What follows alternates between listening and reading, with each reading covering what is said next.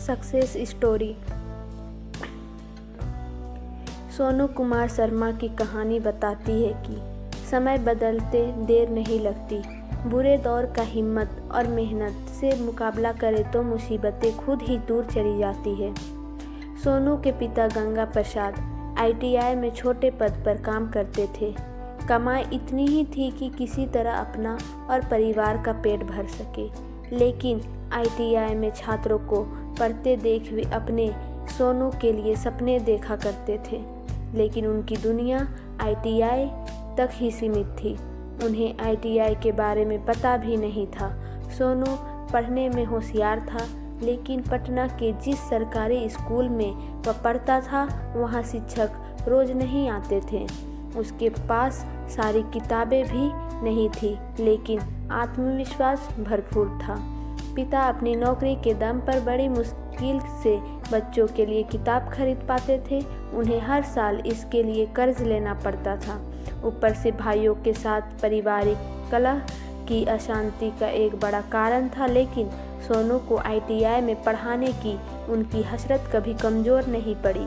सोनू भी इन मुश्किलों से जूझते हुए किसी तरह पढ़ाई करता था।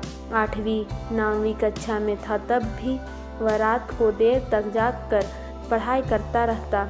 उसकी यह धुन देखकर पिता मन ही मन खुश होते, लेकिन दिल में पचोट होती थी कि वे बेटे की पढ़ाई की सारी ज़रूरतें पूरी नहीं कर पा रहे थे।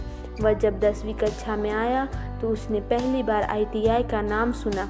उसके बाद से उसने ITI में ही पढ़ाई करने की ठान ली। किसी तरह 10वीं पास करने के बाद उसने पिता को ITI के बारे में बताया तो उन्होंने पहली बार में ही मना कर दिया। उनके मन में तो ITI बैठा था, फिर ITI की तैयारी और पढ़ाई में होने वाले खर्च की भी उन्हें चिंता थी, लेकिन बेटे की जिद के आगे उन्हें घुटने टेकने पड़े। खर्च की व्यवस्था के लिए उन्होंने घर के कई सामान बेच दिए। इसी बीच सोनू को सुपर 30 के बारे में पता चला और एक दिन वह मेरे सामने था, बेहद शर्मीला और संकोची, लेकिन प्रतिभा से भरा हुआ। मैं पहली बार में ही उसे प्रभावित हुई, बिना नहीं रह सका। क्लास में भी वह हर समय किताबों में उलझा रहता। उसकी एक खासियत दूसरे छात्रों से अलग थी। वह किसी सवाल को हल करने के पहले उसका कॉन्सेप्ट समझने की कोशिश करता। उसने तैयारी में कोई कसर नहीं छोड़ी। पिता का बिका हुआ घर और परिवार की गरीबी उसे हर पल याद रहते। साल 2010 में ITI प्रवेश परीक्षा का रिजल्ट आया तो सोनू की खुशी का कोई ठिकाना नहीं था। उसे ITI खड़गपुर में प्रवेश मिल गया था। पिता ने पूरे मोहल्ले में मिठाई बांटी, यह बताते हुए उनके बेटे का ITI में सिलेक्शन हो गया है।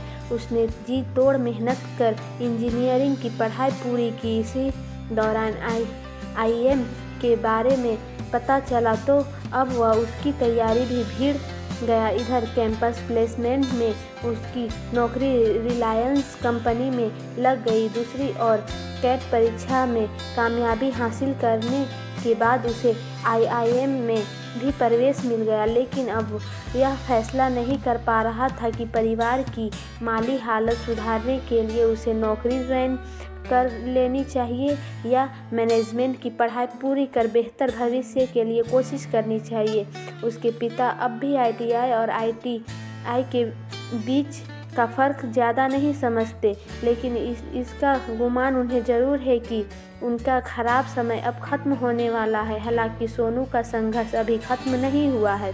वह गरीब लोगों के लिए काफ़ी कुछ करना चाहता है, ताकि उसके जैसे दूसरे होनहार बच्चों को पढ़ाई के लिए इतना संघर्ष ना करना पड़े। उसने मुझसे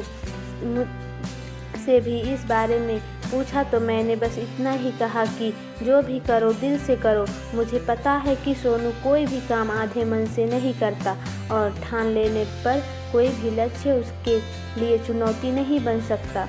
अगर कहानी अच्छी लगी हो तो लाइक और सब्सक्राइब करें।